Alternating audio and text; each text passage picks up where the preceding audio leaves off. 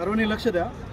गोळाफेकसाठी आपण खूप टिप्स दिलेल्या होत्या, पण काय होतं माहिती आहे का, जो ब्लॉकिंग लेग राहतो ज्याच्याने आपण स्टेप घेतो. उदाहरणार्थ हे बघा, आता आपण विद्यार्थ्यांना सांगितलेलं आहे की तुम्ही स्टँडिंग गोळा जर फेकत असेल तर जो पाय असतो तुमचा गोळ्याचा, बरोबर, अपोजिट पाय, तर तुम्हाला याच्यावर फोर्स जनरेट करायचा आहे थ्रो करण्यासाठी, बरोबर. आणि काय करतो आपण, ज्या वेळेस ना पॉवर पोझिशन घेतो, तर पॉवर पोझिशनला पण आपण काय करतो की या पद्धतीने पाय बनवत असतो फोर्स घेण्यासाठी. आता भरपूर मुलांचं कन्फ्युजन काय होतं माहिती आहे का, की हा पाय किती लांब ठेवायचा, इथं ठेवायचा, इथं ठेवायचा की इथं ठेवायचा.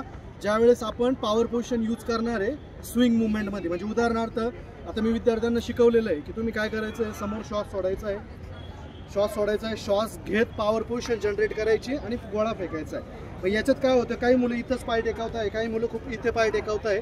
त्याच्याने काय होतं, गोळा जात नाही विद्यार्थ्यांचा. तर मग पाय कुठे टेकवलं पाहिजे, त्याच्यासाठी तुम्ही एक नॅचरली प्रोसेस यूज करू शकता. उदाहरणार्थ समोर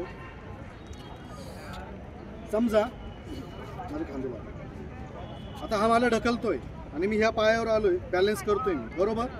तर मला त्याला पुश करावं लागते. पण यांनी जर मला जोरात ढकलून दिला, तर मला जोरात ढकल, हां ते पहा, मला बॅलन्स करण्यासाठी मला पाय टेकावं लागला, बरोबर.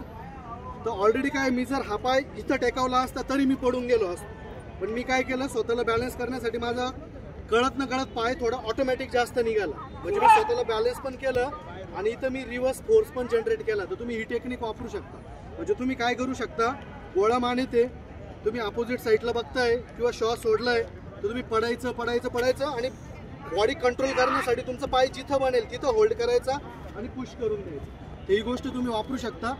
तर याच्याने काय होईल माहिती आहे का, जो तुमचा थ्रोईंग लेग आहे तो तुमचा परफेक्ट बनायला लागेल आणि त्याचा अँगल एक्झॅक्टली काय होईल, तुमचा जो सेंटर ऑफ मास आहे त्याच्या आसपास म्हणजे यायला लागेल. तो ना पुढे येईल आणि नाही मागे जाईल. त्याचा तुम्हाला गोळ्याला फायदा होईल. तर ट्राय करा.